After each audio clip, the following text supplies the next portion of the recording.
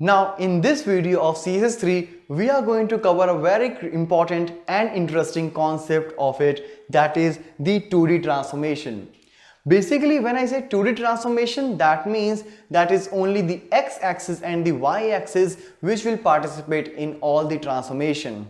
So here we will use the methods like skew, rotate, translate, and some more functions are there which will help us out in making the transformation along with the x and the y axis. So let's start a practical implementation and see what is all here for CSS3 regarding the 2D transformation. Alright, so now in 2D graphics, what we are going to do, we will take a couple of divs. One will remain intact and same, while in second div we'll do the required changes. So let's see what is all there in the div. The height, width is set, background color is set, and border is set. So obviously it will look like a box, as you can see. Now after this, what I'm going to do is, for that particular div who's being decorated with the ID my div, I'm going to use the rotate method. So, and what we are going to do, we are going to perform a common thing in all, that is I'm going to rotate them with 20 degree.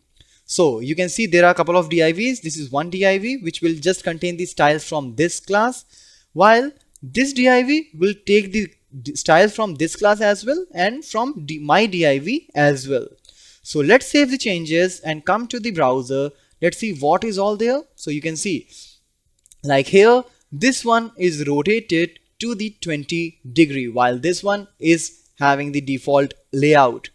Now we can also do that in the reverse direction by putting the minus symbol, that is minus 20 degree now.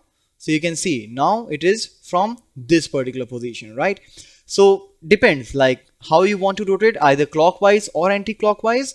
If you want to do clockwise, just pass any degree, or in anti-clockwise just pass minus symbol along with that. Now similarly, you do have one more method here called skew, in which I'm going to skew with x-axis or y-axis. So I'll do it with skew x 20 degree. That means it will be skewed using the x-axis only. So skew x and x.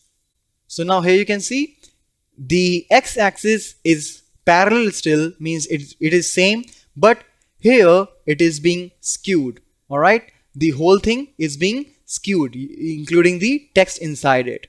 Similarly, you can skew it on the basis of y-axis. So I'm using skew y now. All right, so you can see the y-axis, that is the vertical ones, are the same, but the x-axis is changed to 20 degree. All right, and now using skew only, it will be taken from both the sides. All right, means skew x and y both will be there.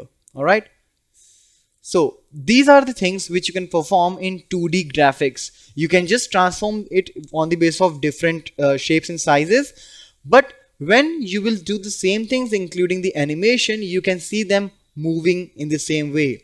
So we'll do the animation in our coming video, but this is all about the 2D graphics or 2D transformation in CSS3.